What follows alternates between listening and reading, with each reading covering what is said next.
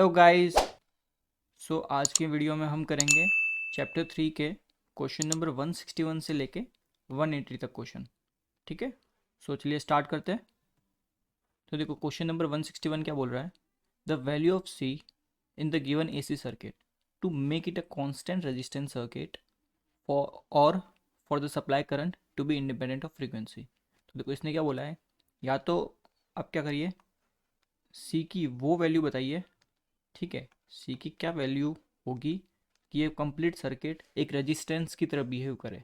ठीक है, या फिर आप ये बताइए सी की क्या वैल्यू होगी कि आपका जो करंट है इस सर्किट में, ठीक है, आपका जो सप्लाई करंट है वो आपका इंडिपेंडेंट ऑफ फ्रीक्वेंसी हो जाए, यानी आपके फ्रीक्वेंसी पे डिपेंड ना करे। ठीक है, तो इस टर्म से यानी जो लाइन है इससे आपको पता चल गया कि ये सर्किट रेजोनेंस पे होगा, तब भी पॉसिबल है कि पूरा सर्किट एक रेजिस्टेंस की तरह बिहेव करे और करंट आपका फ्रीक्वेंसी पे डिपेंड नहीं करेगा, तो रेजोनेंस पे ही ऐसा होता है। क्लियर है ये कॉन्सेप्ट इतना। तो देखो ये सिंपल ऐसा सर्किट है, एक इंडक्टर के साथ रेजिस्टेंस है और एक कैपेसिटर के साथ रेजिस्टेंस है। तो इस केस में मैंने देखो आपको बताया था लास्ट वीडियो में कि जो फ्रीक्वेंसी होती है, ठीक है, ये बहुत इंपॉर्टेंट है ये वाला। ठीक है, ये वैल्यू आप इसको डायरेक्ट याद रख सकते हो बिकॉज ये बहुत काम आती है। ठीक है, इसमें सिंपली ये रेजिस्टेंस की वैल्यूज़ वगैरह चेंज कर देते हैं और इसमें ज़्यादा कुछ चेंज नहीं होता। ठीक है, तो R L square minus L by C divided by R C square minus L by C. ठीक है, ये फार्मूला बहुत ज़्यादा इंपॉर्टेंट है। अब देखो इस क्वेश्चन में क्या है कि बोला है कि रेजोनेंस पे होगा ये सर्किट। ठीक है, तभी आप सी की वैल्यू निकाल सकते हो ना, नहीं निकाल सकते। तो देखो for the circuit to be in resonance, for the circuit to be in resonance, अगर आप चाहते हो ये सर्किट आपका रेजोनेंस पे हो तो उसके लिए आपको क्या करना पड़ेगा कि आर एल और आर सी दोनों की वैल्यू सेम होनी चाहिए, और क्वेश्चन में आपको दोनों की सेम ही दी है। ठीक है, R L equal to R C. ठीक है, और इसकी वैल्यू कितनी होनी चाहिए, वो नहीं होनी चाहिए आपकी रूट एल बाय सी। अब देखो मैंने ये क्यों बोला कि रूट एल बाय सी होनी चाहिए, तो देखो यहाँ पे अगर अब जब आर एल की जगह ना रूट एल बाय सी रखोगे तो ये कंप्लीट टर्म क्या हो जाएगी, ज़ीरो, नीचे वाली टर्म भी ज़ीरो। यहाँ तो कोई डाउट नहीं है। देखो सिंस ये टर्म जैसे जीरो होगी तो ओमेगा नोट आपका क्या हो जाएगा, ज़ीरो। ठीक है, तो इसको सिंपली आप यहाँ पे पुट करोगे, देन आपको इस केस में देखो ओमेगा नोट मिल जाएगा ज़ीरो। तो आप यहाँ से एक चीज़ समझ गए कि जैसे आपको देखो फ्रीक्वेंसी जीरो मिली तो यानी आपका सर्किट कहाँ हुआ, रेजोनेंस में हो गया। ठीक है, वो सर्किट आपका रेजोनेंस पे है। तो कंडीशन आपको यहाँ से क्या पता चली कि आर एल और आर सी की वैल्यू कितनी हो चाहिए, रूट एल बाई सी, और आपका वैल्यू दे रखी है। ठीक है, तो इस देखो इस फॉर्मूले को यूज़ करते हैं। देयर फॉर आर एल और आर सी की वैल्यू कितनी है, 4 ओम, तो 4 equals to root L by C. यहाँ पे देखो आपको एल की वैल्यू दे रखी है। ठीक है, एल की आपको दी है 1 हेनरी। तो इसको सॉल्व करते हैं। पहले रूट को देखो मैं हटा देता हूँ, तो ये हो जाएगा 4 का square equals to 1 henry divide by C. तो यहाँ से देखो सी की वैल्यू कितनी आई, 1/16 फैरेड। ठीक है, ये आपका आंसर हो जाएगा।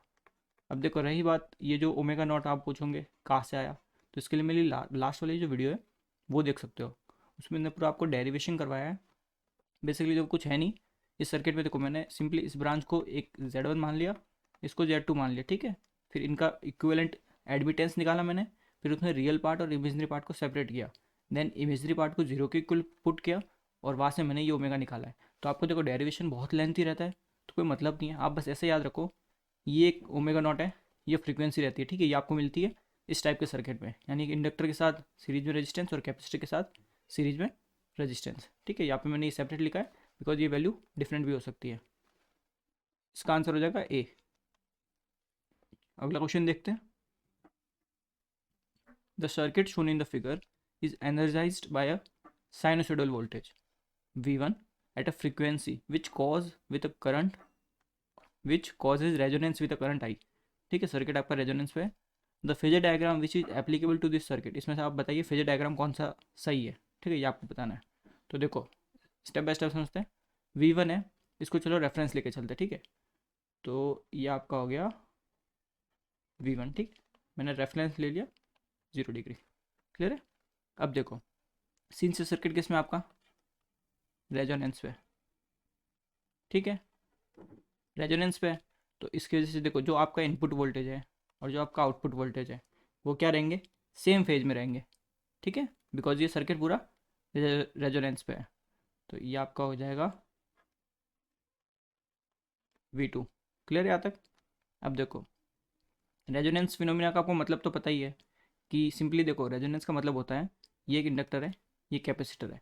अब इंडक्टर हमेशा आपकी करता है आपकी मैग्नेटिक एनर्जी, ठीक है, और ये जो कैपेसिटी होता है ये करता है इलेक्ट्रोस्टैटिक एनर्जी। तो जब आप बोलते हो कि आपका सर्किट रेजोनेंस में है तो उसका बेसिक मतलब है कि आपकी जो भी इलेक्ट्रोस्टैटिक एनर्जी है, ठीक है, यानी कैपेसिटर में, वो आपकी इंडक्टर में जा रही है, और इंडक्टर की जो भी मैग्नेटिक एनर्जी है वो आपकी जा रही है कैपेसिटर में। तो ये एनर्जी का एक्सचेंज है, होता रहता है, ठीक है। तो सिंपली अब ये जो करंट है देखो आई, ये ऐसे फ्लो होगा, ठीक है। सिंस अब देखो ये दोनों रेजोनेंस पे, तो इन दोनों से तो आपको कोई लेना देना है नहीं।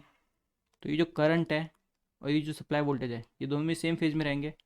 तो करंट भी आपका इसी के साथ में रहेगा फेज में, बिकॉज रेजोनेंस पे है। तो रेजोनेंस पे आपका पाई जीरो रहता है, इसलिए। क्लियर है?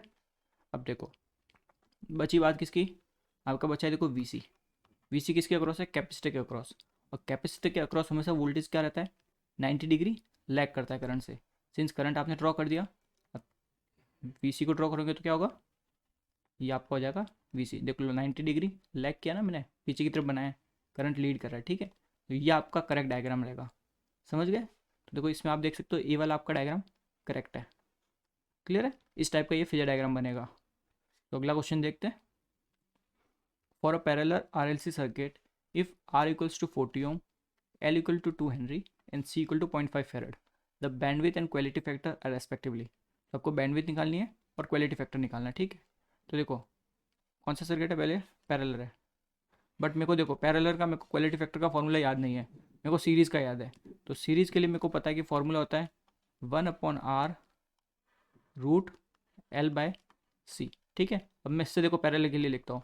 अब मेरे को इतना पता है कि जो सीरीज़ का होता है उसको उल्टा होता है, तो उसको उल्टा कर देता हूँ। ये 1/R है तो यहाँ पे हो जाएगा ये R root as it is, ये L/C है तो इसमें हो जाएगा C/L, ठीक है। ऐसे देखो सिंपल एक सीरीज़ का फॉर्मूला याद रखो और पैरेलल के आप डायरेक्ट डिड्यूस कर सकते हो देख के। तो वैल्यूज़ देखो मैं पुट करता हूँ। R आपको दिया 40 ओम, ठीक है। C आपको दिया है 0.5, इंडक्टेंस दिया आपको 2। तो यहाँ से आप देख सकते हो ये कितना आएगा, ये हो गया 5/, ये हो जाएगा 1/4। तो 40 रूट 1/4, ठीक है। तो इसका जब रूट लोगे तो ये हो जाएगा 2। तो 40 डिवाइड बाई 2 दैट इज़ 20। तो ये आपको मिल गया 20, यानी क्वालिटी फैक्टर आपका आया 20। तो या तो आपका ऑप्शन बी करेक्ट होगा या डी करेक्ट होगा, दोनों में से कोई एक होगा, ठीक है। चलो बैंडविड्थ भी निकाल देते हैं। अब देखो जो बैंडविड्थ निकालते हो आप, ठीक है। चलो क्वालिटी फैक्टर वाला पहला फॉर्मूला लिखते हैं। एक और फॉर्मूला क्या होता है, resonant frequency divided by bandwidth, ठीक है। बट यहाँ पे एक चीज़ आपको नोट डाउन करनी पड़ेगी। देखो मैं जब F0 लिखता हूँ इसका मतलब है वो मैं हर्ट्ज यूनिट लिख रहा हूँ, क्लियर है। बट यहाँ पे आप देख सकते हो यूनिट किस में, ये रेडियम पर सेकंड में। तो इसलिए मैं इसको लिखता हूँ ω0 डिवाइडेड बाय बैंडविड्थ। क्लियर है? अब आपको निकालना क्या है, बैंडविड्थ निकालनी है आपको। क्लियर है? तो देखो बैंडविड्थ निकालते हैं। Simply bandwidth equals to ω0 divided by quality factor. Clear है? अब देखो ω0 अगर आपको निकालना है तो सिंपली तरीका क्या है आपका, 1/√L/C, ठीक है। दोनों वैल्यू आपको दे रखी है तो आप इस से इजीली निकाल सकते हो, कोई ज़्यादा टफ नहीं है प्रोसेस। देखो इसमें L और C दोनों दे रखा है, यहाँ से आप बैंडविड्थ इजीली निकाल सकते हो, ठीक है। बट इसमें थोड़ी कैलकुलेशन ज़्यादा करनी पड़ेगी, इसलिए मैं इसको फॉलो नहीं कर रहा। और दूसरा आपका एक जो बैंडविड्थ के लिए फॉर्मूला होता है पैरेलल के लिए, ठीक है, वो थोड़ा ईजी रहता है। अब उसमें क्या है 1/RC। अब देखो किसी को ये फॉर्मूला पता होगा कोई दिक्कत नहीं है, वो इससे सॉल्व करेगा उसका आंसर करेक्ट आएगा, बट उसमें टाइम ज़्यादा कंज्यूम होगा, ठीक है। बट जिसको ये वाला फॉर्मूला पता है उसके फटाफट सॉल्यूशन हो जाएगा और आंसर भी फटाफट मिल जाएगा और टाइम भी सेव होगा आपका, ठीक है। इसलिए मैं बोलता हूँ रेजोनेंस में हमेशा आपको जितने भी फॉर्मूले होते हैं सारे याद रखने हैं, सारे कई एक पेपर पे नोट डाउन करके रख लो ताकि आपके हेल्पफुल रहेंगे। उसको डेली चेक क्या करो बिकॉज क्वेश्चन आना है फिक्स है रेजोनेंस टॉपिक से। क्लियर है? तो देखो यहाँ पे सिंपली इसको सॉल्व करते हैं। 1/R की वैल्यू है 40 ओम इंटू C की वैल्यू कितनी है 0.5। ये आपका कितना हो जाएगा, देखो पॉइंट उड़ा देते हैं, यहाँ पर 10 आ गया, 1 0 से 1 0 कैंसिल, ये आपका आ जाएगा 1/20। उसको सॉल्व करने कितना का ये 0.05 रेडियम पर सेकेंड। तो आपका ऑप्शन कौन सा राइट हो गया? डी ऑप्शन आपका करेक्ट है। क्लियर है? अगला क्वेश्चन देखते हैं। In a series RLC resonant circuit, if maximum store energy is increased by 10%, ठीक है, at the same time the energy dissipated per cycle is reduced by 10%, it will result in the following। क्या क्या है question में देखो, quality factor and resonant frequency, ठीक है, दो चीज़ें। तो इन दोनों फैक्टर को अपने को रिलेट करना पड़ेगा जो आपको पैरामीटर दे रखे क्वेश्चन में। तो देखो क्वालिटी फैक्टर का फॉर्मूला क्या होता है, Q इक्वल्स टू, देखो जो नॉर्मल फार्मूला होता है वो मोस्टली सबको पता रहता है, ये वाला फार्मूला बहुत कम लोगों को पता रहता है। 2 पाई इंटू जो भी आपकी मैक्सिमम एनर्जी स्टोर है, ठीक है, maximum energy store divided by energy dissipation in one cycle, ठीक है। जैसे आप कोई भी कैपेसिटिव ले लो सर्किट या इंडक्टिव ले लो, उसमें जो भी आपकी मैक्सिमम एनर्जी स्टोर है डिवाइडेड बाय वो जितनी भी एनर्जी डेसिपेट कर रहा है एक साइकिल में, ठीक है, उसको 2 पाई से मल्टीप्लाई करोगे तो आपको क्वालिटी फैक्टर मिलेगा।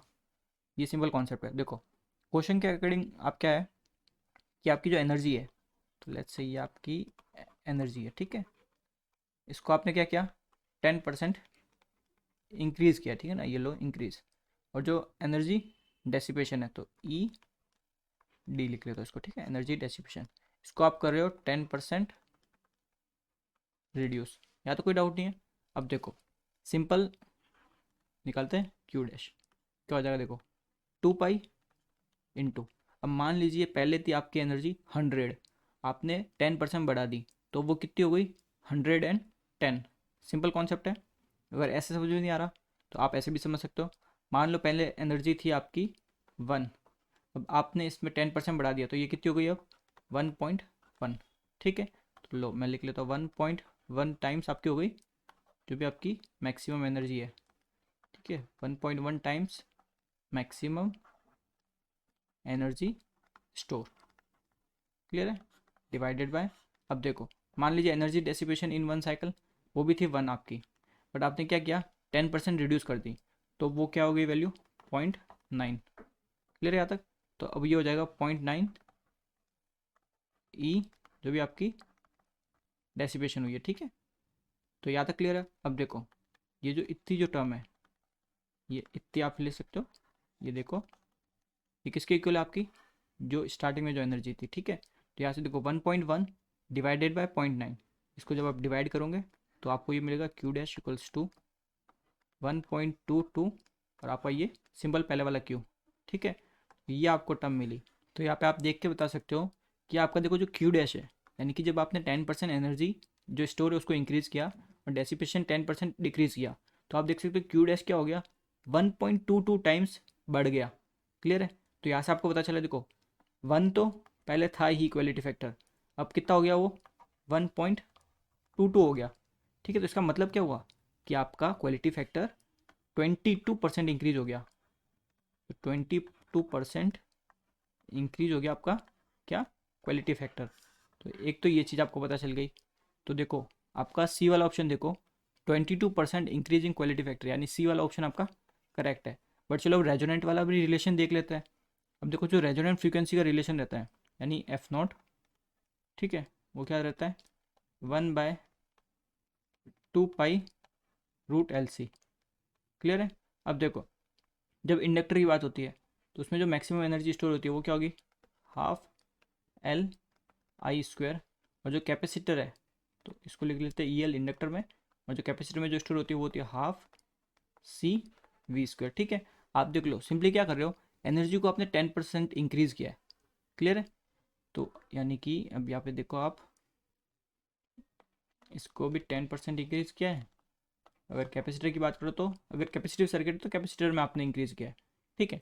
10% अगर आपने इंक्रीज़ किया है यानी कि आपकी ये जो वैल्यू है L और C ये देख सकते हो डायरेक्टली प्रोपोर्शनल है, ठीक है, डायरेक्ट रिलेशन में। अगर एनर्जी यानी EL को आप 10% बढ़ाते हो तो इसका मतलब वो L भी आपका 10% बढ़ा है, ठीक है।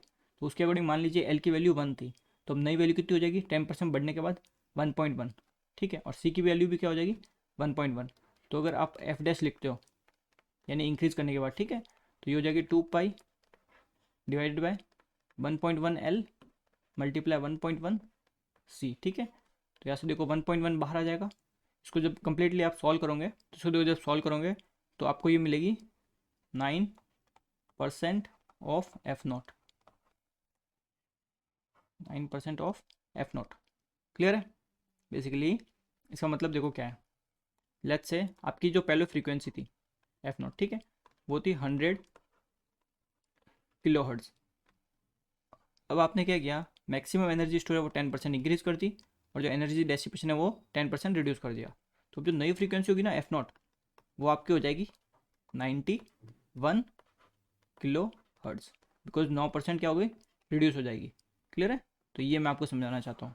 तो देखो फ्रीक्वेंसी में इसमें 9% वाला एक भी ऑप्शन नहीं है, इसलिए इसमें मैंने ये फिर भी करवा दिया आपको समझने के लिए, बिकॉज ऑप्शन में दे रखा था रेजोनेंस फ्रीक्वेंसी का। क्लियर है? तो अगला क्वेश्चन देखते हैं। If the electrical circuit of figure B is an equivalent of the couple tank circuit of figure A, then आपको देखो दो सर्किट दे रखे हैं, एक सिंपल टैंक है और इसको आपने इलेक्ट्रिकल सर्किट में बता दिया। ठीक है, अब आपको पैरामीटर बताना है क्या है इसमें।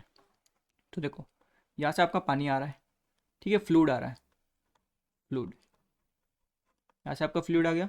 अब देखो वो यहाँ पे आएगा, पूरा ये फिल होगा, ठीक है, फिर यहाँ से निकलेगा। अब देखो ये एरिया कितना छोटा सा है, ठीक है, सिमिलरली आप देख सकते हो ये वाला एरिया भी कितना छोटा है। तो देखो ये क्या होगा, एक तरह से एक रेजिस्टेंस का तरह काम करेगा, यानी ये क्या करेगा, आपका जो फ्लूइड है यानी आपका जो पानी आ रहा है उसको ये रेजिस्टेंस प्रोवाइड करेगा ना, देख के बता सकते हो। बिकॉज देखो अगर थोड़ा ज़्यादा इसमें एरिया होता है यहाँ पे तो पानी आराम से निकल जाता, बट ये एरिया थोड़ा छोटा है, तो उस वजह से इसका मतलब क्या हुआ, यहाँ पे ये रेजिस्टेंस की तरफ बिहेव कर रहा है। तो यानी कि अगर आप देखो इन पार्ट्स को डिवाइड करते हो, लेट्स से ये आपका पोर्शन है ए, ठीक है, और ये जो पोर्शन है ये आपका है बी, ये वाला पोर्शन आपका है सी, और ये जो है पोर्शन लास्ट जो पाइप वाला ये हो गया डी। तो यहाँ से आप देख सकते हो बी और डी तो एक रेजिस्टेंस की तरह काम करेगा। क्लियर है? तो देखो बी और डी रेजिस्टेंस, ये रहा ऑप्शन, ठीक है, बी और डी तो रेजिस्टेंस की तरह काम करेगा, यहाँ तक कोई दिक्कत नहीं है। अब देखो दूसरी बात देखते हैं। अब ये वाला जो स्पेस है, इतना इतना जो एरिया है, ये एक तरह से क्या करेगा, इसमें थोड़ा सा पानी रहेगा ना, होल्ड करेगा, बाकी धीरे धीरे इस रेजिस्टेंस वाले पाथ से निकल जाएगा। ठीक है, इसको मैं देखो थोड़ा रफ कर देता हूँ। अब देखो यहाँ पे ये पानी फिल होगा, फ्लूइड फ्यूल होगा, और धीरे धीरे यहाँ से निकलेगा। ठीक है, एरिया छोटा सा इसलिए। अब देखो यहाँ पे कुछ ना कुछ एक तरह से क्या हो गई, यहाँ पे कैपेसिटी हो गई, यानी पानी को इकट्ठा करने की कैपेसिटी हो गई। H1 और H2 दोनों जगह देखो पानी इकट्ठा होगा। ठीक है, तो ये कैपेसिटी हो गई, तो कैपेसिटी की वजह से ये क्या हो गया, एक तरह से कैपेसिटेंस, यानी आपका ए और सी एक कैपेसिटेंस की तरह बिहेव करेगा। तो देखो ए एंड सी आपका कैपेसिटेंस की तरह बिहेव करेगा, तो इसका आंसर क्या होगा आपका डी। ठीक है, आपको सिंपली क्या करना है, एनालॉजी करनी है दोनों के बीच में, ठीक है, सिमिलरिटी फाइंड करनी है और आपको रिलेट करना है इसको। सो अगला क्वेश्चन देखते हैं। A parallel resonance circuit can be employed, यानी आप पैरेलल रेजोनेंस सर्किट को किसके लिए यूज़ कर सकते हो। अब देखो फर्स्ट पैरेलल रेजोनेंस सर्किट का इम्पेडेंस क्या होता है, Z इक्वल्स टू L/RC।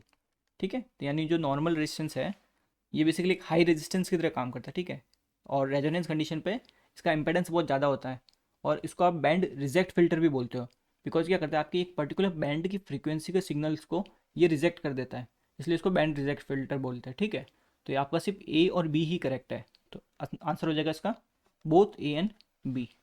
सो अगला क्वेश्चन देखते हैं। At a frequency more than resonant frequency, देखो अगर आपका फ्रीक्वेंसी है वो मोर देन रेजोनेंट फ्रीक्वेंसी है, तो देखो जब आप सीरीज़ की बात करते हो तब तो वो काम करेगा आपका इंडक्टिव नेचर का, तो ये आपका हो जाएगा इंडक्टिव नेचर। ठीक है, ये कब होगा आपका सीरीज में, और पैरेलल में करता है इसका उल्टा, जस्ट पैरेलल में करेगा कैपेसिटिव नेचर में, कैपेसिटिव नेचर में। ठीक है, ये हो गया आपका पैरेलल में, इसका आंसर हो जाएगा series circuit is inductive and parallel circuit is capacitive, यानी सी ऑप्शन करेक्ट आंसर है। सो अगला क्वेश्चन देखते हैं। In RLC circuit the current at resonance is, यानी आरएलसी सर्किट में रेजोनेंस पे करंट क्या रहता है, देखो सीरीज में करंट क्या रहता है मैक्सिमम, और आपका जो पैरेलल होता है उसमें क्या रहता है मिनिमम। तो maximum in series RLC and minimum in parallel RLC, यानी ए ऑप्शन इसका करेक्ट आंसर। अगला क्वेश्चन देखते हैं। Consider the following statement if a high Q parallel resonance circuit is loaded with resistance, the circuit impedance reduces, the resonant frequency remains the same, the bandwidth reduces. सो आपने देखो, अगर high Q कोयल की बात करते हैं अपन, तो उसका मतलब है कि किसी भी कोयल का अगर क्यू बहुत ज़्यादा है, यानी क्वालिटी फैक्टर बहुत ज़्यादा है, उसका मतलब होता है उसका इंडक्टेंस बहुत ज़्यादा है एंड उसका जो रेजिस्टेंस है वो बहुत कम है, ठीक है। तो इन दोनों, ये दोनों मिलके जो रिजल्टेंट आपको जो मिलता है ना, वो आपका और कम मिलता है, यानी जेड आपका रिड्यूस रहता है, कम हो जाता है, ठीक है। तो कोई भी हाई क्यू कॉइल हो, उसका इम्पेडेंस हमेशा कम होता है, यानी उसमें रिएक्टिव कंपोनेंट ज़्यादा रहता है और जो रियल पार्ट है वो लेस रहता है, ठीक है। उस वजह से आपका पावर फैक्टर भी उसका कम रहता है। और दूसरा देखो, तो पहला ऑप्शन तो करेक्ट है कि इम्पेडेंस रिड्यूस रहता है। दूसरा ऑप्शन देखते हैं, और थर्ड देखते हैं पहले। देखो, जो क्वालिटी फैक्टर होता है वो अब तक का होता है ओमेगा नॉट अपॉन बैंडविथ। सो देखो, अगर क्वालिटी फैक्टर बहुत ज़्यादा है तो बैंडविथ क्या होगी, रिड्यूस। क्लियर है। और देखो, जो ओमेगा नॉट होता है उसका सिंपली फॉर्मूला क्या होता है, 1/√L C। अब सिंस हाई क्यू कॉइल का इंडक्टेंस ज़्यादा होता है, यानी एल बहुत ज़्यादा होता है, तो देखो एल ज़्यादा होगा तो आपका ओमेगा नॉट क्या होगा, कम होगा। क्लियर है। तो देखो, रेजोनेंट फ्रीक्वेंसी सेम रहती है, ठीक है। देखो यहाँ पे क्या हो रहा है, एल को आप बढ़ा रहे हो तो ओमेगा नॉट कम होगा, बट यहाँ पे देखो क्वालिटी फैक्टर बढ़ रहा है तो ओमेगा नॉट यहाँ पे बढ़ेगा। तो ये वाला इफेक्ट एंड ये वाला इफेक्ट दोनों एक दूसरे को कैंसिल कर देते हैं, तो उससे आपकी रेजोनेंट फ्रीक्वेंसी क्या रहती है, सेम रहती है, ठीक है। तो रेजोनेंट फ्रीक्वेंसी सेम रहेगी, थर्ड बैंडविड्थ आपकी रिड्यूस होगी, सर्किट इम्पेडेंस आपका रिड्यूस होगा, ठीक है। यानी तीनों ऑप्शन आपके करेक्ट हैं, तो फर्स्ट, सेकंड एंड थर्ड। सो अगला क्वेश्चन देखते हैं। तो question number 171, what is the locus of the tip of voltage phasor across R in a series RLC circuit? तो देखो सिंपल, आपके पास एक सीरीज RLC सर्किट है, R L एंड C, ठीक है। ये हो गया R, ये हो गया C। तो इसमें देखो, इसने बोला है जो आपका रेजिस्टेंस के अक्रॉस जो वोल्टेज है VR, तो देखो यहाँ पे अगर आप देखते हो तो VR को आप लिखोगे करंट जो भी सीरीज में फ्लो हो रहा है इनटू रेजिस्टेंस, ठीक है। करंट की वैल्यू क्या हो जाएगी, V/Z। और अगर Z की आप वैल्यू लिखोगे तो वो होगी, देखो R प्लस जे XL माइनस XC। यहाँ तक क्लियर है, मल्टीप्लाई R, ठीक है। तो देखो इसमें हम क्या बोला, इसने रेजिस्टेंस के अक्रॉस चेक करना है वोल्टेज फेजर, क्लियर है। तो यानी ये रेजिस्टेंस को ही आप चेंज कर सकते हो, ठीक है। तो हम दो केस लेके चलते चलो। तो रेजिस्टेंस फर्स्ट लेते चलो कि जब आपका रेजिस्टेंस जीरो है तब आपके वी आर की वैल्यू क्या होगी। तो वी आर इक्वल्स टू, अब देखो यहाँ पे है ना, मैं सिर्फ आपका ये जो टर्म है ना इतनी, ये ही यूज़ करने वाला हूँ, क्लियर है। यहाँ पे ये आर यूज़ नहीं करूँगा मैं, बिकॉज देखो सिंपली इसको थोड़ा सिंप्लीफाई करते हैं लिमिट्स वगैरह यूज़ करके, तो आपको मतलब अच्छे से समझ में आएगा अगर मैं ये वाला फैक्टर लेके आपको समझाता हूँ तो, ठीक है। ज़्यादा आपको कन्फ्यूजन नहीं रहेगा उस केस में, क्लियर है। अब देखो मैं आर को अगर जीरो पुट करता हूँ, ठीक है, इक्वल टू जीरो, तो ये वैल्यू क्या हो जाएगी, देखो V divided by j XL minus X, ठीक है। अब देखो ये जे जैसे ऊपर जाएगा तो ये नेगेटिव हो जाएगी वैल्यू, तो यहाँ से आपको पता चला कि जब आप आर की वैल्यू नेगेटिव जीरो लेते हो तो आपको जो वोल्टेज है इस रेजिस्टेंस के अक्रॉस वो नेगेटिव मिलता है, ठीक है। इतना आपको समझना है बस। अब देखो सेकंड केस देखते हैं, जब आर आपको इनफाइनेट रखना है, ठीक है। इनफाइनेट को एक और क्या लिखते हो आप, 1/0। तो सिंपली देखो वी आर में जब आप देखो इस आर की जगह 1/इनफाइनेट यानी 1/0 रखोगे तो जीरो एलसीएम आएगा, तो ये ओवरऑल वैल्यू आपकी जीरो हो जाएगी, ठीक है। तो ये हो गया आपका ज़ीरो। तो दोनों के हिसाब से समझ गए। अब देखो फेजर आप कैसा बनाओगे, सिंस ये एक सीरीज सर्किट है, आरएलसी सर्किट, ठीक है। तो देखो ये आपका क्या हो जाएगा, लेट्स से पहले तो ये लिख लेता हूँ, ठीक है। ये आपका वी आर है। अब ये वी आर ऑब्वियस बात है, देखो यहाँ से आपको देख के पता चल रहा है कि मैंने नेगेटिव जे में बनाया है, ठीक है। ये प्लस जे होता है, ये माइनस जे होता है, ठीक है। नेगेटिव जे में मैंने वी आर बता दिया, यानी जो वी आर है वो नेगेटिव वैल्यू आएगी, बट ये कब आएगी, ये आपको मिलेगी जब आपका आर क्या है, ज़ीरो, ठीक है। और वी आर वैल्यू जीरो मिलती है जब इनफाइनेट है, तो जीरो तो कहाँ पे होगी, इस पर्टिकुलर पॉइंट पे जीरो होगी ना। तो ये पॉइंट आपका क्या हो गया, V R equal to zero. कब है ये, जब आपका आर आपका है यहाँ पे इनफाइनेट, ठीक है। दोनों चीज़ समझ गए। अब यहाँ पे समझो आप, ठीक है। अब देखो आर की वैल्यू जीरो पे आपको वी आर ये मिला, ठीक है। अब आर की कुछ ना कुछ पर्टिकुलर वैल्यू, कुछ भी वैल्यू हो सकती है, ठीक है। उन वैल्यूज़ पे क्या होगा, कभी आपको यहाँ पे मिलेगा, कभी आपको यहाँ पे मिलेगा, कभी आपको यहाँ मिलेगा। यानी डिफरेंट डिफरेंट आर की वैल्यू पे जो वी आर फेजर है वो ऐसे कम्प्लीटली मतलब रोटेट होता रहेगा ना। तो देखो इन सब ये जो टिप है, ये जो टिप्स है, इन सबको आप कनेक्ट करोगे ऐसे, ठीक है, जितने भी आपको मिलेंगे तो एक ये एकदम आपको सर्कल की तरह बनेगा पूरा, ठीक है। तो इसलिए क्या हुआ, यानी जो वी आर फेजर डायग्राम होगा वी आर का, उसकी जो टिप है वो आपको क्या देगी, एक सर्कल देगी, ठीक है। तो इसका आंसर हो जाएगा सी। तो अगला क्वेश्चन देखते हैं। तो देखो क्वेश्चन नंबर 172, इसमें आपको निकालना है एडमिटेंस लोकस इस पर्टिकुलर सर्किट का, ठीक है।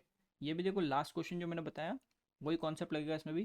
तो देखो सिंपली इसमें सॉल्व करते हैं इसको। पहले क्या करते हैं, इस सर्किट का टोटल एडमिटेंस लिखते हैं यानी वाई, ठीक है। तो देखो इस सर्किट का टोटल एडमिटेंस क्या होगा, 1 जो भी Z1 है, ठीक है, हो जाएगा R1 प्लस जे XL1 प्लस दूसरा क्या हो जाएगा 1/R2 प्लस जे XL2। यहाँ तक क्लियर है।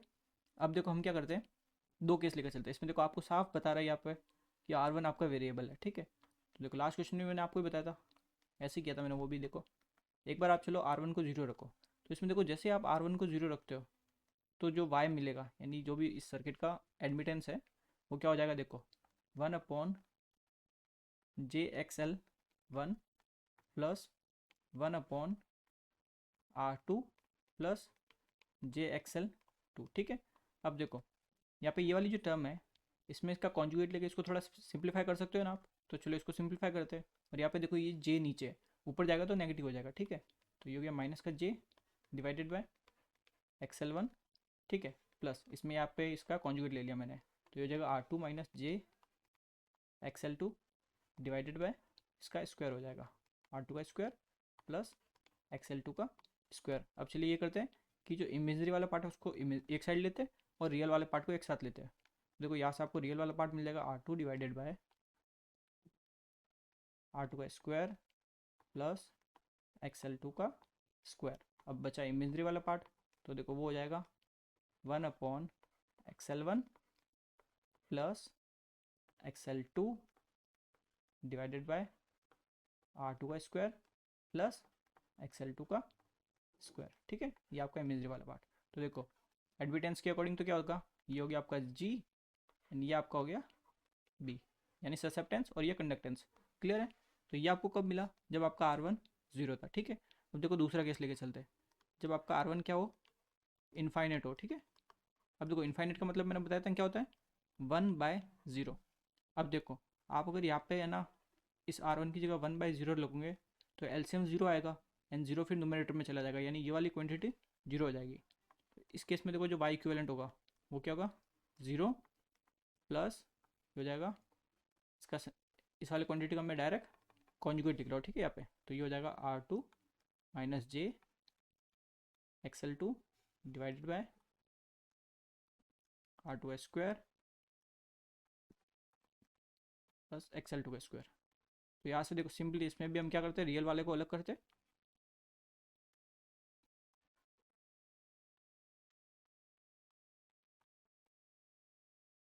ये हो गया रियल वाला पार्ट एंड ये आपका हो जाएगा इमेजरी वाला part, XL2 divided by R2 का स्क्वायर प्लस XL2 का स्क्वायर। यहाँ तक क्लियर है। अब देखो इसमें ये वाला पार्ट क्या है G और ये वाला पार्ट क्या है B, ठीक है। अब यहाँ पे आपको एक चीज़ पता रखनी पड़ेगी, ठीक है। मैं आपको बेसिकली आपको एडमिटेंस लोकस बनाना है, तो उसके लिए यहाँ से आपको दो पॉइंट पता चले जिनसे आपका पूरा डायग्राम बनेगा। देखो पहला पॉइंट क्या है, जब आपने R0 रखा और जब आपने R इनफाइनेट रखा, दोनों ही केस में G आपको सेम मिला, आप देख सकते हो, ठीक है, दोनों ही केस में सेम है। तो यानी कि जो आपका कंडक्टेंस है वो आपका सेम है दोनों ही के लिए, ठीक है। दूसरा पॉइंट क्या है, देखो ये जो ससेप्टेंस है और ये वाला ससेप्टेंस, इसका ये वाला पार्ट, ठीक है, दोनों सेम है। तो यहाँ से इस दोनों को अगर कंपेयर करते हो तो आपको एक चीज़ पता चल गई कि R1 इक्वल टू 0 पे जो ससेप्टेंस मिला उसकी वैल्यू ज़्यादा है कंपेयर टू वो वाला ससेप्टेंस जब आपने R1 इक्वल टू इनफाइनेट रखा, ठीक है। तो देखो यानी कि जो ससेप्टेंस की वैल्यू है जो आपको R इक्वल टू 0 रखने पे मिला उसकी वैल्यू ज़्यादा है कंपेयर टू वो वाला ससेप्टेंस जब आपने R को इनफाइनेट रखा, ठीक है। ये दोनों पॉइंट आप समझ गए। अब देखो इन दोनों पॉइंट से ही आपका ये बनेगा पूरा एडमिटेंस लोकस का डायग्राम, ठीक है। तो देखो इसको बनाते हैं। तो लेट्स से ये आपकी तो है रियल क्वांटिटी, ये आपकी है इमेजिनरी क्वांटिटी, ठीक है। रियल यानी कि जी, और इमेजिनरी यानी कि आपका बी। अब कुछ लोग सोच रहे होंगे कि ये वाली जो इमेजिनरी वाली लाइन है ये ऊपर भी तो हो सकती थी, नीचे क्यों बनाई मैंने। तो यहाँ पे देखो आप, ये क्या है, नेगेटिव साइन यानी माइनस का जे है। तो ऑब्वियस बात है, ये यहाँ पे माइनस का जे तो नीचे ही तो होता है, ऊपर तो प्लस का जे होता है, इसलिए मैंने ये नीचे की तरफ बनाई। यहाँ तक ठीक है। अब देखो सिंपली हम जो कर्व बनेगा वो बनाते हैं, ठीक है। तो जी की वैल्यू ये है दोनों ही केस में। तो लेट्स से वो जो जी की वैल्यू है वो आपको यहाँ पे मिल रही है, ठीक है। ये आपकी क्या है, जी, यानी ये जो है इसमें कोई भी वैल्यू रख के आपने सॉल्व किया तो आपको वो पर्टिकुलर इस पॉइंट पे मिली। क्लियर है। अब ये तो हो गया इसका रियल वाला पार्ट। अब इसके साथ इसका इमेजनरी पार्ट भी तो होगा, और वो क्या होगा, सेम इसके इस एक्सिस पे ही होगा, बिकॉज दोनों एक तरह से कोऑर्डिनेट की तरह काम करें ना, जैसे एक्स वाई कोऑर्डिनेट में आप कैसे बनाते हो उस टाइप में, ठीक है। तो इस लाइन पे ही कहीं ना कहीं होगा। तो देखो जब आपका R1 इक्वल टू 0 है तब आपको ये वाला मिला ससेप्टेंस, ठीक है। और ये ससेप्टेंस आपका इस वाले ससेप्टेंस से ज़्यादा है। क्लियर है। अब इससे ज़्यादा है तो लेट्स से मान लेते हैं ये वाला पॉइंट आपको कहीं यहाँ पे मिला है, ठीक है। ये आपकी क्या है, बी की वैल्यू है ये, जब आपने R1 को रखा 0, तो आप देख सकते हो कितना ज़्यादा ससेप्टेंस है, ठीक है, यहाँ तक है पूरा। तो ये देखो ये क्या है, बी मोर, यानी ससेप्टेंस ज़्यादा है ना। अब देखो जो R1 आपने इन्फाइनेट रखा तब आपको ससेप्टेंस क्या मिला, ये। तो ये इससे कम है, तो यानी कि ये जो बी मोर है इससे कम पे आपको R1 इक्वल टू इन्फाइनेट पे मिलेगा ये।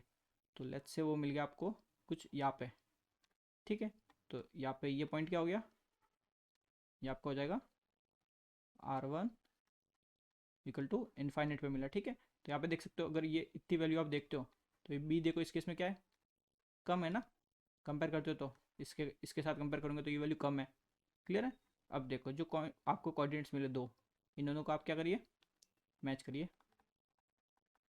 अब देखो मैंने ऐसे मैच क्यों किए, देखो ऐसे डायरेक्ट भी तो मैच कर सकता था, बट हम ऐसे नहीं कर सकते, बिकॉज देखो ये तो R1 की इन्फाइनेट पे वैल्यू पे मिला, ये मिला R1 की 0 पे। अब इनके बीच में भी तो कुछ ना कुछ वैल्यू होगी, तो वो ऑब्वियस सी बात है यहाँ पे नहीं मिलने वाला इनके बीच की वैल्यू के लिए, बिकॉज इनके बीच में जो वैल्यू होगी उनके लिए वैल्यूज चेंज हो जाएगी, ठीक है। तो देखो अगर आप डायग्राम देखते हो तो जैसे ये एक ओरिजिन से मैं लाइन लेता हूँ, दूसरी लाइन में यहाँ पे ले सकता हूँ, ठीक है। अब तीसरी एक और लाइन आपके लिए ड्रॉ कर देता हूँ, लेट्स से यहाँ पे ड्रॉ कर ली मैंने। तो अभी ये जो पॉइंट मिला ना, ये पॉइंट आपको कब मिलेगा, आर की वैल्यू वो वाली 0 से इन्फाइनेट के बीच में जो वैल्यू लोगे वो वाली वैल्यूज़ इस पर्टिकुलर सेमी सर्कल जो बना है ना इसके अंदर ही आएगी, ठीक है। तो ये कुछ इस टाइप में ये डायग्राम बनेगा। तो ऑप्शन में देखो ऐसा आपके पास एक ही डायग्राम है, ये वाला, ठीक है। अब इसमें देख लो ये जो एरो बना है इसका मतलब है कि इस पॉइंट से आप R1 की वैल्यू बढ़ाते जा रहे हो। तो देखो जैसे जैसे बढ़ाओगे, जैसे जैसे बढ़ाओगे तो ऐसे ऐसे चलेगा, ठीक है। पर्टिकुलर इस पॉइंट पर R1 की वैल्यू इन्फाइनेट हो जाएगी और ये R1 की वैल्यू 0, तो ऐसे पर्टिकुलर वैल्यू बढ़ती जा रही है। तो ये कुछ इस टाइप का डायग्राम ये बनेगा, ठीक है। तो ये आपका क्या होगा, एडमिटेंस लोकस। तो आपका आंसर क्या होगा, बी, ठीक है। एक अच्छा क्वेश्चन था। सो अगला क्वेश्चन देखते हैं। अ sinusoidal source of voltage V and frequency f is connected to a series circuit of variable resistance R and a fixed reactance as X. The locus of the tip of the current phasor as R is varied from 0 to infinite, ठीक है। तो देखो series circuit है, कोई दिक्कत नहीं, सिर्फ R और L दो ही एलिमेंट इसमें। तो ये लो ये R एंड ये L, ठीक है। इसमें करंट फ्लो हो रहा है I, क्लियर है। अब इसमें आपको फेजर क्या बनाना है, करंट का, the tip of current phasor I, ठीक है। तो देखो इस केस में अगर करंट की वैल्यू निकालते हो तो क्या होगा, जो भी आपका supply voltage divided by Z. तो सप्लाई वोल्टेज डिवाइडेड बाय ये आपका हो जाएगा आर प्लस जे एक्सएल, ठीक है। तो देख लो सिमिलरली इसमें भी दो केस लेकर चलते हैं। लेट्स से जब आप आर की वैल्यू 0 रखते हो, बिकॉज इसने बोला है ना देखो 0 से इन्फाइनेट तक आप वेरी कर रहे हो, तो आपने जैसे देखो आर 0 रखा तो करंट की वैल्यू क्या हो जाएगी, वी अपॉन जे एक्सएल। तो देखो ये जे जब ऊपर जाएगा तो ये नेगेटिव मिलेगी, यानी यहाँ पे आपको करंट नेगेटिव मिलेगा, ठीक है। जब आप आर को रखते हो इनफाइनेट, ठीक है, जब आपका आर इनफाइनेट होगा तो देखो ये क्या हो जाएगा, 0, बिकॉज देखो आपने इनफाइनेट रखा यानी कि क्या रखा यहाँ पे, 1/0, अब 0 एलसीएम आएगा तो ओवरऑल वैल्यू 0 हो जाएगी। लेट्स से एक तीसरा केस और ले लेते हैं कि आर की वैल्यू ना, जो आपका इसका रिएक्टेंस है, ठीक है, एक्सेल, वो उसके इक्वल है। तो इस केस में आपका क्या होता है, अगर इक्वल हो जाएगा तो देखो क्या गया, ये रहा, ठीक है। अब दोनों ही सेम है, इसका मैग्नीट्यूड आप निकालते हो और एंगल आपका 45 रहता है, वोल्टेज डिवाइडेड बाय, ये हो जाएगा, देखो लेट्स से दोनों की वैल्यू आपकी है 1 लेते हैं ताकि इजी रहेगी कैलकुलेशन, ठीक है। तो दोनों की 1 ली, इसका स्क्वायर एंड रूट में, तो ये आपको मिल जाएगा √2 और एंगल आपको क्या मिलेगा 45 डिग्री, ठीक है। तो ऊपर जाएगा तो ये नेगेटिव का 45 डिग्री हो जाएगा, तो V डिवाइडेड बाय एंगल आपको मिल गया माइनस के 45 डिग्री। अपन डायग्राम बनाएंगे, ठीक है, लोकस वाला फेजर डायग्राम। तो चलिए वो बनाते हैं, देखिए। तो अब देखो फेजर डायग्राम आप कैसे बनाओगे, अब देखो एक एक चीज़ लेके चलते, ठीक है। फर्स्ट R=इन्फाइनेट वाला केस लेके चलते, देखो R=इन्फाइनेट पे करंट क्या, जीरो, करंट जीरो तो आपको यहाँ पे मिलेगा, ठीक है। ये पॉइंट आपका क्या हो गया, करंट जीरो वाला, ये आपको मिलेगा जब आपका आर क्या है, इन्फाइनेट, ठीक है, यहाँ तक ठीक है। अब दूसरा केस देखते हैं, ये वाला R=0 पे, तो R=0 पे आपको नेगेटिव वैल्यू मिली है, नेगेटिव ऑब्वियस बात है नीचे मिलेगी, ठीक है, इसमें कोई प्रॉब्लम नहीं है। देखो नेगेटिव है तो लेट्स से वो वैल्यू आपको यहाँ पे मिल रही है, ठीक है, नेगेटिव है इसलिए, तो ये आपको क्या हो गई, ये आपकी हो गई current equal to negative value, और नेगेटिव कब है ये, जब आपका आर है 0, यहाँ तक क्लियर है। अब देखो एक तीसरा केस भी देख लेते हैं हम, इसमें देखो जब आपने दोनों को सेम रखा तब आपको एंगल 45 डिग्री पे वैल्यू मिलेगी करंट की, क्लियर है, और एंगल वो भी माइनस का 45, ठीक है। तो ये कुछ, ये लेट्स से ये है आपका माइनस का 45 डिग्री, ठीक है, 45 डिग्री, और यहाँ से भी 45 ही होगा बिकॉज ये 90 डिग्री है टोटल, ठीक है। तो देखो कुछ इस टाइप का रहेगा ये। तो देखो सिमिलर मतलब ऐसे ही इसमें देखो, आप अगर डिफरेंट डिफरेंट वैल्यू लेते हो, ये तो क्या हो गई, ये तब मिल रहा है आपको, ये आपको मिल रहा है जब आपका आर और एक्स सेम है।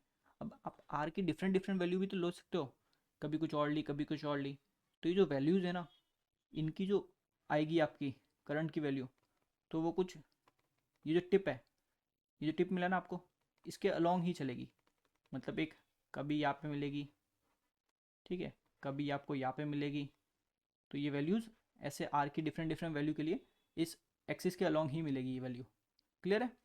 तो देखो यहाँ से आपको देख के क्या मिला, सेमी सर्कल बन रहा है, ठीक है, इसकी जो वो की कहते हैं रेडियस या फिर डायमीटर, ठीक है, रेडियस ये कंप्लीट यहाँ पे बना, तो देखो ये कुछ इस टाइप का बन रहा है, ठीक है। और ये वाली वैल्यू आपकी कितनी है, ये आपका है माइनस का आई जो भी है, तो आई आपका क्या आ रहा है J/XL, ठीक है, यही तो वैल्यू इतनी J/XL, बिकॉज आई नेगेटिव वाली वैल्यू ये रही।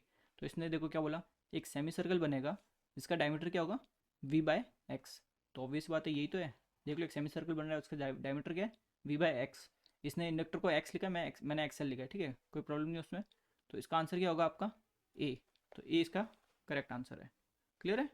सो अगला क्वेश्चन देखते हैं अभी, इसका हो गया ए, a fixed capacitor of reactance minus J 0.02 ohm is connected in parallel across a series combination of a fixed inductor of reactance J 0.01 ohm and a variable resistance R.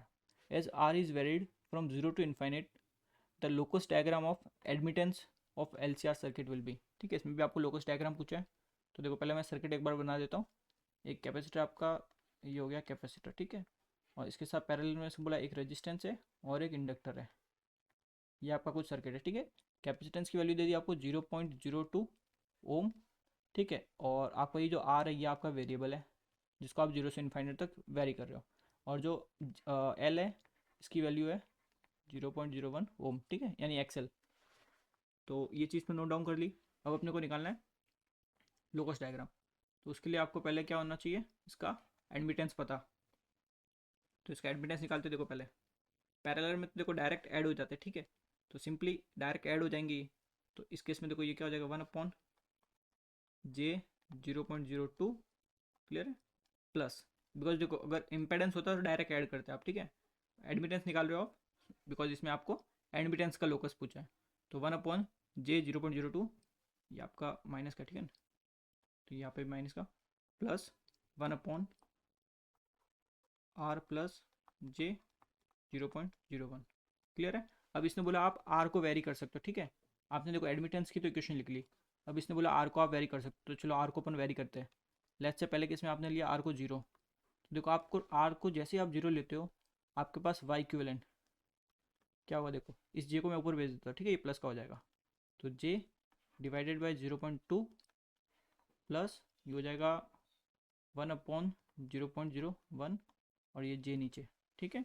इसको ऊपर अगर लेके जाता हूँ तो ये होगा j/0.02 माइनस j/0.01। क्लियर है यहाँ तक।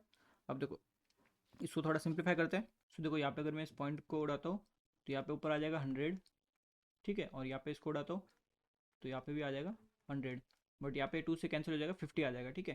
तो ओवरऑल ये आ जाएगा माइनस का j50। और अगर इसको देखो मैं एंगल में लिखना चाहूँ तो 50 एंगल माइनस 90 डिग्री। क्लियर है। अब देखो दूसरा केस लेके चलते। लेट्स से आर की वैल्यू आपने क्या रखी, इनफाइनाइट के इक्वल, ठीक है। देखो जब आर की वैल्यू आप इनफाइनाइट रख रहे हो यानी इसका मतलब क्या है, 1/0 रख रहे हो, तो जैसे देखो 1/0 रखता हूँ तो ये फैक्टर कंप्लीटली जीरो हो जाएगा। तो इस केस में देखो क्या हो जाएगा, ये 1/j0.02 माइनस का ऊपर जाएगा तो प्लस का हो जाएगा, यानी j डिवाइडेड बाई 0.02, तो ये आपको मिल जाएगा अराउंड 50 एंगल आ जाएगा प्लस का। क्लियर है। अब देखो एक तीसरा केस और ले लेते हैं। लेट्स से आर की वैल्यू हम पुट करते हैं 0.01। अब यहाँ पे 0.01 पुट क्यों की, ये कुछ आपको डाउट होगा। यहाँ पे मैंने देखो ज़्यादा कुछ नहीं किया, मैंने क्या किया, आर को एक्स के इक्वल रख दिया मैंने यहाँ पे, बिकॉज एक्स की वैल्यू क्या यहाँ पे देखो 0.01 है, तो मैंने आर की वैल्यू भी यही रख दी। जैसे लास्ट क्वेश्चन में आर इक्वल टू एक्स रखा था ना, तो यहाँ पे भी मैं यही करने को ट्राई कर रहा हूँ।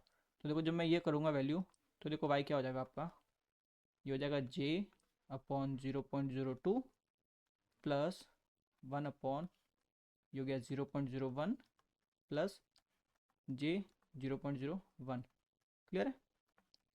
अब देखो इसको थोड़ा सिंप्लीफाई भी कर सकते हैं आप, कॉन्जुगेट लेके भी कर सकते हो और सिंप्लीफाई ऐसे भी कर सकते हो। देखो तो पहले मैं क्या करता हूँ, थोड़ा इसको ईजी बना देता हूँ। तो प्लस, अब देखो यहाँ पे मैं क्या करता हूँ, नीचे से 0.01 कॉमन लेता हूँ, तो 1/0.01 कॉमन ले लिया। अब अंदर जो बचेगा वो आएगा देखो 1/1 प्लस जे। क्लियर है। अब मैं इसका नीचे से इसका कॉन्जुगेट ले लेता हूँ, तो देखो ये हो जाएगा j/0.02, ठीक है, प्लस इसको देखो ये हो जाएगा ऊपर 100, और इसका जब कॉन्जुगेट लूँगा तो ये होगा 1 माइनस जे, नीचे हो जाएगा ये 1 का स्क्वायर प्लस 1 का स्क्वायर यानी कि 2। यहाँ तक क्लियर है। तो अब देखो ये वैल्यूज़ मेरे पास क्या आ जाएगी, y इक्वल्स टू, ये तो आपका देखो क्या हो जाएगा, सिंपली आप देखो पॉइंट को उड़ा सकते हो, ऊपर 100 आ जाएगा, ठीक है, तो ये बचेगा आपके पास j50, ठीक है, प्लस यहाँ पे इसको सॉल्व करेंगे तो ये क्या आएगा, सिंपल एक तो 50 आएगा एंड माइनस j50। कोई डाउट नहीं यहाँ तक। अब देखो j50 से j50 कैंसिल है, ये देखो ये दोनों कैंसिल हो गए, ये आपको यहाँ पे मिला आपको 50, ठीक है। तो देखो एक ये वाली चीज़, एक ये वाली और एक ये वाली। क्लियर है। ये तीन चीज़ आपने समझ गए कैसे आई वगैरह, ठीक है। अब हम क्या बनाएंगे, एडमिटेंस लोकस बनाते हैं। चलो देखो ये मेरी हो गई इमेजनरी वाली एक्सिस एंड ये वाली होगी मेरी रियल एक्सिस। और ये चलो एक सेकेंड, ये थोड़ा सही नहीं बनेगा, यहाँ पे बना देते थोड़ा। देखो चलो देखो ये मैंने बना लिया एक्सिस, ठीक है। ये आपकी रियल वाली है, यानी रियल मतलब जी वाली, ठीक है, और ये आपकी क्या है, इमेजनरी वाली है। तो देखो एक एक केस लेके चलते हैं। सबसे पहले एकदम सिंपल वाला केस, ये वाला केस लेके चलते हैं, ठीक है। आर इक्वल टू 0.01 पे आपको क्या मिल रहा है, 50, और 50 क्या एक रियल वैल्यू है, इसमें कोई भी इमेजरी पार्ट नहीं है, तो ये ऑब्वियस बात है यहाँ पे बनेगा, बिकॉज इसमें सिर्फ रियल पार्ट है। तो ये आपको मिला जब आपने आर की वैल्यू रखी 0.01, कोई डाउट नहीं, ठीक है। अब दूसरा पॉइंट देखते हैं, जब आपने आर को रखा इनफाइनेट, ठीक है, तो क्या मिला 50 एंगल 90 डिग्री, यानी कि प्लस का जे है ना, तो प्लस का जे हमेशा ऊपर की तरफ बनता है और माइनस का जे नीचे की तरफ। तो मान लीजिए ये बन गया यहाँ पे, ठीक है। और ये क्या आपका, ये आपको मिला है जब आपने आर को रखा इनफाइनेट, यानी कि ये जो वैल्यू है नित्ती, ये 2 ब्लॉक जितनी, ये क्या है 50 वैल्यू, तो सिमिलरली 2 ब्लॉक जितनी नीचे भी तो होगी, ठीक है, बट माइनस का जे आएगा इसमें। क्लियर है? तो देखो यानी कि ये जो पॉइंट हुआ इस केस में, ये पॉइंट क्या हो गया आपका आर इक्वल टू 0 वाला पॉइंट हो गया, बिकॉज आर इक्वल टू 0 पे आपको नेगेटिव J50 मिल रहा है, यानी नीचे की तरफ 50। तो देखो 3 पॉइंट मिले आपको, तीनों पॉइंट को कनेक्ट करो, कुछ इस टाइप में कनेक्ट होंगे, ठीक है। बिकॉज देखो ये डिफरेंट डिफरेंट वैल्यू अगर आप ले, तो अभी तो अपन ने सिर्फ 3 वैल्यू के हिसाब से अपन ने बना दिया, ठीक है। डिफरेंट डिफरेंट वैल्यू लेंगे, तो जो वैल्यू जो लोगे उनके जो कोऑर्डिनेट्स हैं, कभी यहाँ पे आएगा, कभी यहाँ पे आएगा, कभी यहाँ पे आएगा, कभी यहाँ पे आएगा, ठीक है। बेसिकली ये मतलब बेसिकली कोऑर्डिनेट आएंगे, यानी रियल पार्ट और ये इमेजरी पार्ट वाले कोऑर्डिनेट्स यहाँ पे जैसे, तो ये इसके अंदर ही आएंगे। तो देखो आपको क्या बन रहा है, एक सेमी सर्कल बन रहा है, ठीक है। और इस सेमी सर्कल का अगर रेडियस पूछे तो रेडियस कितनी है 50, ठीक है, ये 50 हो गई ना। और अगर इसका डायमीटर पूछे तो 50 + 50 100। और इसका ये क्या है सेंटर है, सेंटर आपका क्या है एक ओरिजिन है। तो आंसर देखो क्या आएगा, एक सेमी सर्कल बनेगा जिसका डायमीटर होगा J100 और सेंटर क्या होगा 0 के यहाँ पे, यानी ओरिजिन के यहाँ पे, ठीक है। तो इसका आंसर हो गया ए। तो अगला क्वेश्चन देखते हैं, figure given below all phasors are with reference to potential at point O. The locus of the voltage phasor Vyx as R is varied from 0 to infinity is shown by, ठीक है। ये सब आपने अभी तक जितने देखो 3-4 क्वेश्चन किए, सब उस टाइप के क्वेश्चन आ रहे हैं अभी भी, ठीक है। तो चलिए इसको सॉल्व करते हैं। तो देखो अज्यूम करते हैं हम कि इस सर्किट में आपका जो करंट फ्लो हो रहा है वो हो रहा है आई, ठीक है। अब मेरे को लेट्स से इस करंट की वैल्यू निकालनी है, तो देखो करंट की सिंपल करंट की वैल्यू क्या हो जाएगी, V एंगल 0 डिग्री, ठीक है, प्लस एंगल 0 डिग्री, बिकॉज दोनों की पॉलरिटी ऊपर की तरफ ही है, सो ऐड हो जाएंगे दोनों, डिवाइडेड बाय जो भी टोटल आपके सर्किट का रिएक्टेंस है या फिर इम्पेडेंस, ठीक है। तो ये हो जाएगा R-j(x)C। क्लियर है? तो ये आपका हो गया देखो 2V डिवाइडेड बाय R-j(x)C। अब देखो सिंपल क्या करिए, KVL लगाइए इस लूप के अंदर, ठीक है, ये जो लूप है ना इसके अंदर। तो देखो मैं ये डायरेक्शन लिए मैंने, क्लियर है। तो अगर देखो ये वाली डायरेक्शन लूँगा तो क्या होगा Vyx। अब देखो मेरे को यहाँ पे लिखना चाहिए क्या, -k R इंटू माइनस का I, बिकॉज देखो मैं करंट की डायरेक्शन के अपोजिट में चल रहा हूँ, ठीक है, इसलिए मैंने नेगेटिव का ले लिया, -V, बिकॉज पॉलरिटी वोल्टेज की क्या है प्लस माइनस। तो ये आपका हो गया इक्वल टू 0। तो यहाँ से आपका Vyx निकालना है आपको, तो इसी का तो पूरा फेजर बनाना है। तो ये क्या आ जाएगा आपका, ये हो जाएगा V -IR, ठीक है। अब क्या करें, ये जो आपने करंट की वैल्यू रखी ना ये यहाँ पे पुट करते हैं, तो इसको थोड़ा और सिंप्लीफाई हो जाएगा ये। तो Vyx equals to V minus, ये हो गया देखो 2V divide by R-j(x) into R। यहाँ तक क्लियर है? इसको थोड़ा एलसीएम लेके सिंप्लीफाई करें, और Vyx इक्वल्स टू, देखो जब आप इसका एलसीएम लोगे तो ये मिलेगा VR-j(x) C -2VR और डिवाइडेड बाय R-j(x)C। या तो क्लियर है? इस ब्रैकेट को भी ओपन कर लेते हैं, तो Vyx इक्वल्स टू, अब देखो ये हो जाएगा VR -j(V)xC -2VR divided by R-j(x)C। यहाँ तक क्लियर है? अब देखो यहाँ पे ये VR एंड ये 2VR, तो ये नेगेटिव का VR बचेगा, ठीक है। तो और थोड़ा अगर सिंप्लीफाई करता हूँ तो देखो नेगेटिव कॉमन ले लेता हूँ, ठीक है। अंदर आपको बच जाएगा देखो VR, ये हो जाएगा आपका प्लस का VXC और ये हो जाएगा R-j(x)C, ठीक है। ये आपने Vyx की वैल्यू निकाल दी। देखो सिमिलर इसमें भी 2 केस लेकर चलते हैं, बिकॉज R को ही तो आप क्या कर रहे हो, वेरी कर रहे हो, ठीक है, R वेरीड है। तो जब R आपका 0 है तब देखो Vyx की वैल्यू क्या होगी, देखो Vyx इक्वल्स टू, R को आपने इस इक्वेशन में 0 रखा तो आपको ये मिल जाएगा देखो माइनस का JVXC डिवाइडेड बाय माइनस का JXC। तो देखो नेगेटिव नेगेटिव पॉजिटिव हो जाएगा और J से J कैंसिल हो जाएगा। ओवरऑल आपको वैल्यू मिलेगी सिर्फ V, बिकॉज XC से XC भी कैंसिल हो रहा है। दूसरा केस हो सकता है कि R की वैल्यू आपने क्या रखी, इनफाइनेट, तो देखो जब आप इनफाइनाइट रखते हो तब आपका क्या होगा, देखो अब इसमें थोड़ी लिमिट लगानी पड़ेगी। तो देखो सिंपली क्या है, आर को आप कॉमन ले लो। तो देखो मैंने ऊपर अगर आर को अगर कॉमन लेता हूँ मैं, नेगेटिव तो रहेगा ही, ये हो जाएगा वी माइनस,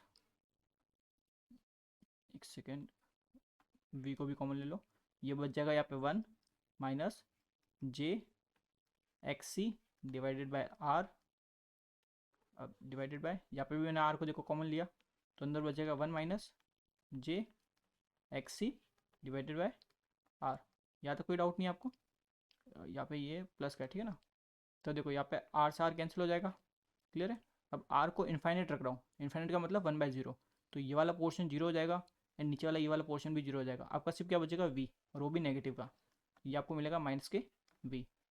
दोनों चीज़ समझ गए? एक बार आपको मिला माइनस का वी और एक बार मिला आपको प्लस का वी, ठीक है। तो लेट्स से देखो इसका फेजर बनाते हैं। तो देखो इसका फेजर डायग्राम कैसे बनेगा, लेट्स से पॉइंट आपका ओ, ठीक है। देन ये आपका हो गया वी वोल्टेज, और वी आपको कब मिला, जब आपने आर को रखा 0, क्लियर है। अब देखो मैक्सिमम वैल्यू उसकी कितनी हो सकती है, 2v तक, ठीक है। तो इतना कितना और ऐड कर लेते हैं, ये आपका हो गया 2v तक आपने ऐड कर लिया, ठीक है। यहाँ तक हो गया v और यहाँ तक हो गया ये 2v, क्लियर है। अब देखो ये आपने एक सिंपल एक लोकस टाइप में बना दिया, ठीक है। अब आप देखो एक वैल्यू तो ये वाली हो गई, ठीक है। अब जो नेगेटिव वाली जो वैल्यू है वो होगी आपकी इस साइड, ठीक है। यानी अगर ये आप एक लाइन खींच रहे हो, ठीक है, कोऑर्डिनेट्स वाली, तो उसके अकॉर्डिंग आप देख सकते हो जो नेगेटिव वाला पोर्शन है वो यहाँ पे होगा, ठीक है। तो ये हो गई आपकी नेगेटिव वैल्यू ये आपको मिलेगी जब आप आर को इनफाइनाइट रखोगे। तो ये बेसिक आपका डायग्राम बनेगा इसका, ठीक है। तो इसका फेजर डायग्राम कौन सा हो गया आपके, ये वाला, ये ऑप्शन आपका करेक्ट आंसर होगा। तो अगला क्वेश्चन देखते हैं। ये वाला क्वेश्चन भी देखो, इसमें भी आपको एडमिटेंस ही निकालना है, ठीक है, एडमिटेंस लोकस निकालना है। ये लास्ट क्वेश्चन जैसा ही है, बट ये वाला क्वेश्चन है ना मैं आपको अलग से करवाऊंगा, ठीक है। आपको अगर देखना उसकी मैं लिंक आपको डिस्क्रिप्शन में दे दूंगा, वहाँ से आप देख लेना ये वाला क्वेश्चन का सॉल्यूशन, ठीक है। तो फिलहाल अगला क्वेश्चन देखते हैं। The minimum number of equation required to analyse the circuit shown in the figure is. अब देखो इसमें नोड कितने हैं, 1 2 3 एंड 4 नोड है। ये क्यों नहीं गिने जाएंगे, बिकॉज ये आपका क्या है, ग्राउंड बोल दो, ठीक है। तो नोड तो कितने 4 है। अब नंबर ऑफ केसीएल इक्वेशन कितनी होगी, बिकॉज नोडल एनालिसिस करनी है ना, तो उसके लिए केसीएल इक्वेशन चाहिए, तो n-1 यानी 4 - 1, तो ये हो गया 3। तो 3 आपका आंसर हो जाएगा। अगला क्वेश्चन देखते हैं। तो इस क्वेश्चन में क्या आपको एक सिंपल वोल्टेज सोर्स दे रखा है, ठीक है, उसको आपको करंट सोर्स में कन्वर्ट करना है। तो देखो ये जो इंडक्टेंस है इसकी वैल्यू क्या है, 4 + j3, क्लियर है। अब इसको देखो सिंपल करंट सोर्स में कन्वर्ट करते हैं। तो ये करंट सोर्स और इसके साथ जो रिएक्टेंस होगा वो तो सेम ही रहेगी वैल्यू। तो ये हो गया 4 + j3। आप ऑप्शन भी देख सकते हो, सब में ये सेम वैल्यू दे रखी है। अब आपको निकालना है ये करंट, ठीक है, आई। तो चलिए करंट निकालते हैं। तो करंट का फॉर्मूला क्या होता है, वोल्टेज अपॉन रिएक्टेंस बोल दो, रेजिस्टेंस बोल दो, इम्पेडेंस बोल दो, जो आपको सर्किट में दिया है, ठीक है। तो वोल्टेज आपको कितना दिया है, 100 ∠30°। एक्सएल को जब सॉल्व करेंगे तो कैसे करेंगे, 4 का स्क्वायर + 3 का स्क्वायर और रूट में √25 आएगा, √25 हो जाएगा 5। और एंगल कैसे निकालूंगे, tan−1 3/4। तो ये आपको एंगल आएगा tan−1 3/4, ठीक है। ये आपका हो जाएगा 20। अब ये जो एंगल है ये आपका ऊपर जाएगा, तो ये कुछ 36 और कुछ होता है, ठीक है, 36 डिग्री के अराउंड होता है। कैलकुलेटर आप यूज़ कर सकते हो। यहाँ पे ये मिलेगा आपको 20 एंगल -6.86 डिग्री, ठीक है। तो इसका आंसर देखिए डी वाला करेक्ट आंसर है, ठीक है। तो आपको देखो साइन भी इंपॉर्टेंट है, देखो ये सेम ऑप्शन है, बस साइन का फर्क है, इसमें नेगेटिव है इसमें पॉजिटिव है, ठीक है। तो साइन को भी आप देखो कि कौन सा दिया है। अगला क्वेश्चन देखते हैं। 3 current I1, I2 and I3 are approaching a node. If I1 is this, I2 is this, then I3 is, I3 की वैल्यू आपको निकालनी है। अब तीनों एक पर्टिकुलर नोड, जैसे ये सपोज कोई नोड है, ये भी यहाँ पे आ रहा है, ये तीनों करंट इस नोड को अप्रोच कर रहे हैं। तो sum of incoming current equal to outgoing current, but इस केस में आउटगोइंग करंट कोई भी नहीं है, तो वो हो जाएगा 0। तो इसके अकॉर्डिंग अगर देखते तो I1 + I2 + I3, ये क्या हो गया 0।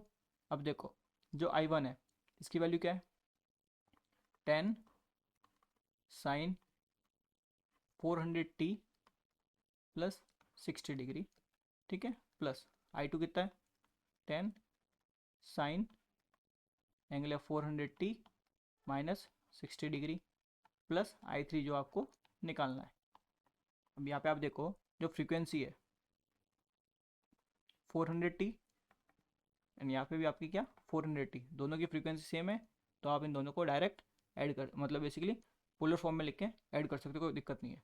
तो इसको अगर देखो मैं पोलर फॉर्म में लिखूंगा तो क्या होगा, 10 एंगल 60 डिग्री, ये क्या होगा 10 एंगल माइनस 60 डिग्री, ठीक है, प्लस I3 इक्वल टू 0। अब ये तो पोलर फॉर्म हो गई, इसको रेक्टेंगुलर फॉर्म में कर देते चलो, तो 10 cos 60 degree plus j 10 sine 60 degree, ठीक है, प्लस ये हो जाएगा 10 cos 60 degree, because cos minus theta cos theta रहता है, ठीक है, यहाँ पे ये माइनस का हो जाएगा, माइनस का इसलिए because sine minus theta minus sine theta होता है, तो ये हो जाएगा j 10 sine 60 degree plus I3 equal to 0। तो यहाँ पे देखो ये तो कैंसिल हो जाएगा, ठीक है, ये आपका आ जाएगा 20 cos 60, तो यहाँ से आपको मिला I3 इक्वल्स टू माइनस के 20 cos 60 डिग्री। अब cos 60 क्या होता है 1/2, तो ये हो गया माइनस के 10। बट अब देखो ये तो सिंपल आपने करंट निकाल दिया, I3 की वैल्यू निकाल दी, ठीक है। अब इसको फ्रीक्वेंसी के टर्म में लिखना पड़ेगा ना, तो इसको आप ऐसे लिखोगे I3 इक्वल्स टू माइनस के 10 साइन 400t, क्लियर है, ये इस टाइप में बनेगा, यानी कि देखो ये आपका I3 होगा, ठीक है, बिकॉज इसका एंगल क्या है 0 डिग्री, दूसरा क्या है प्लस के 60 यानी ऊपर की तरफ, तो लेट्स से ये आपका 60 डिग्री यानी ये आपका 60 डिग्री, ठीक है, ये 60 है यानी ये भी आपका 60 डिग्री, इसको रेफरेंस लिया मैंने, ठीक है। तो ये आपका तो क्या है प्लस वाला है आपके I1 का और ये है आपका I2 का, क्लियर है। तो इसका आंसर क्या होगा माइनस के 10 साइन 400t, सी इसका करेक्ट आंसर है। सो अगला क्वेश्चन देखते हैं। A segment of a circuit is shown in the figure, V R is 5 volt, यानी ये जो वी आर है ये आपको 5 वोल्ट दिया है, वी सी यानी ये वाला ये आपको दे दिया 4 साइन 2t, ठीक है, आपको बोला है वी एल निकालिए। तो देखो पहले क्या करते हैं, ये जो रेजिस्टेंस है इसके थ्रू जो करंट फ्लो होगा वो निकाल देते हैं। तो इसके थ्रू जो करंट फ्लो होगा वो क्या होगा, देखो वोल्टेज अपॉन रेजिस्टेंस यानी V R upon 5 ohm, V R की वैल्यू कितनी है 5 वोल्ट। तो पहले देखो यहाँ पे मैं करता हूँ पहले रेजिस्टेंस के लिए, ठीक है, तो देखो रेजिस्टेंस के लिए मैं अगर आई आर की वैल्यू निकालता हूँ तो क्या होगी V R divide by 5 ohm, that is 5 divide by 5, वो आपको मिल जाएगा 1 एम्पियर, ठीक है। अब चलो कैपेसिटर पे चलते हैं। तो कैपेसिटर पे देखो वीसी वोल्टेज दे रखा है और इसकी कैपेसिटेंस की वैल्यू दे रखी है, तो मेरे को निकालना आई सी। तो आई सी क्या होगा C d V by d t, formula पढ़ रखा होगा आपने, सी कितना होता है 1 फैरेड दे रखा है into d by d t, ये कितना है 4 साइन 2t, डिफ्रेंशिएशन करना इजी है, साइन का क्या होता है कॉस, ठीक है, तो पहले यहाँ पे साइन का करोगे तो वो कॉस हो जाएगा, फिर करोगे ये 2t का, तो 2t का जब करोगे तो वो हो जाएगा 2, तो ओवरऑल आपको मिलेगा ये 4 इंटू 2 कॉस 2t, तो ये आपका हो जाएगा 8 cos 2t, 8 cos 2t, clear है। अब बचा क्या आपका जो इंडक्टर है यानी वी एल, इसकी वैल्यू निकालनी है, तो लेट्स से ये करंट है आपका आई एल, ठीक है, तो ये एक नोड है, इस नोड में देखो सारे करंट नोड की तरफ फ्लो हो रहे हैं, तो आप सिंपल के लगाइए। तो देखो के जैसे के लगाता हो तो देखो करंट क्या होगा 2 एम्पियर प्लस जो रेजिस्टेंस से वो करंट आ रहा है वो जो कैपेसिटर से आ रहा है प्लस जो आपका इंडक्टर वाला, आपको इंडक्टर वाला करंट निकालना है यहाँ पे, ठीक है। देखो 2 प्लस आई आर कितना है 1 प्लस आई सी कितना है 8 cos 2t plus I L equal to 0। तो यहाँ से देखो ये कितना हो जाएगा, तो यहाँ से आई एल की वैल्यू आएगी माइनस का 3 प्लस माइनस का ये भी माइनस का हो जाएगा, ठीक है, माइनस का 8 कॉस 2t, एक सेकेंड, ये हो गया प्लस का, बिकॉज ब्रैकेट में ले लिया ना आपने, जब अंदर माइनस से मल्टीप्लाई करोगे तो दोनों माइनस के हो जाएंगे। तो ये आपने आई एल निकाल दिया, बट आपको पूछा क्या क्वेश्चन में कि वी एल निकालिए, तो वी एल का भी आपने फॉर्मूला पढ़ा हुआ L D I by d T.